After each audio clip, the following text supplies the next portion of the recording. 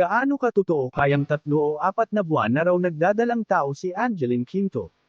Kaya ba hindi ito nasagot ni Eric Santos sa panayam niya kay Nay Christy Fermin kasama si Romel Chica sa Christy Ferminit, nitong Martes ng hapon ay dahil ayaw niyang sa kanya ito manggaling.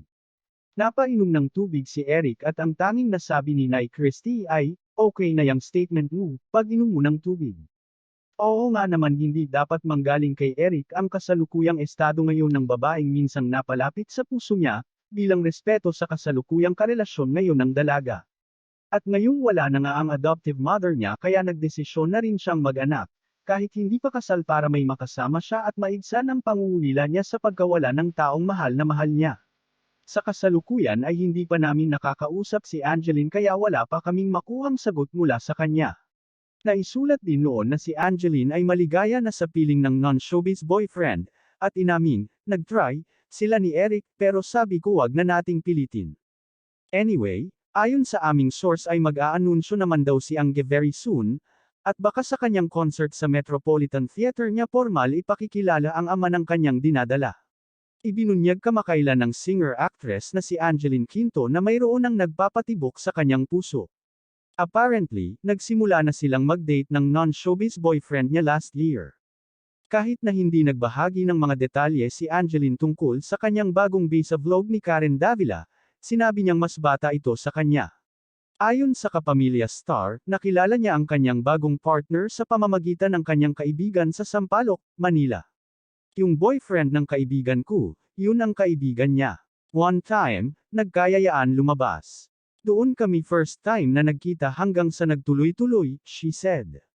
Though she finally opened up that she's no longer single, Angeline reiterated that she still wants to keep her love life private. "Gusto ko na mas private na lang," she told Davila. "Kasi syempre yung trabaho natin masyado nang alam ng publiko. I want it to just be private.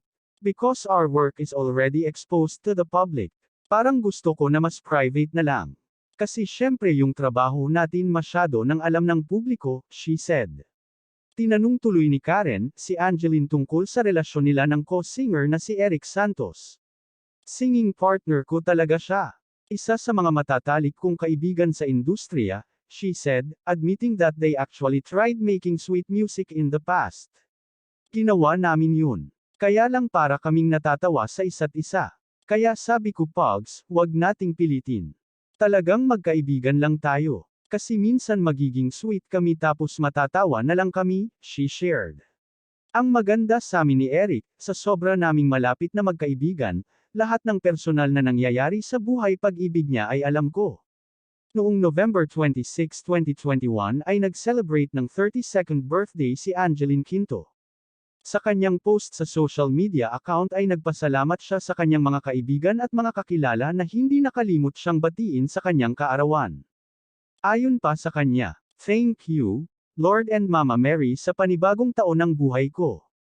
Marami pa po sana akong mapasaya at mabigyan ng inspirasyon. I miss you, Mama Bob. Salamat po sa lahat ng bumati.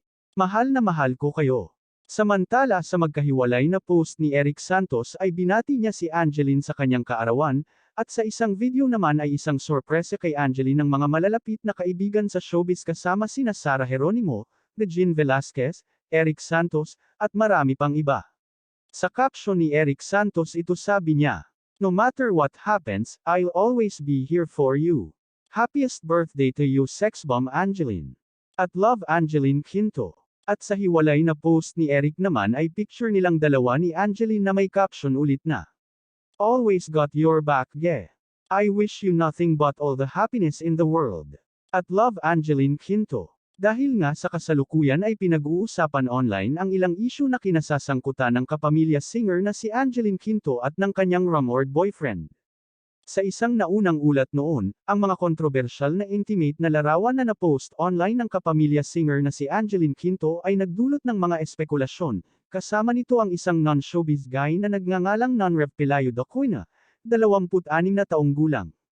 Ang lalaking mas bata sa kanya ng 4 na taon ay napapabalitang boyfriend niya.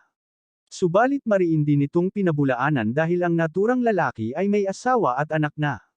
Kaya magpasa hanggang ngayon ay hindi pa nailalahad sa publiko ang mukha ng non-showbiz boyfriend niya.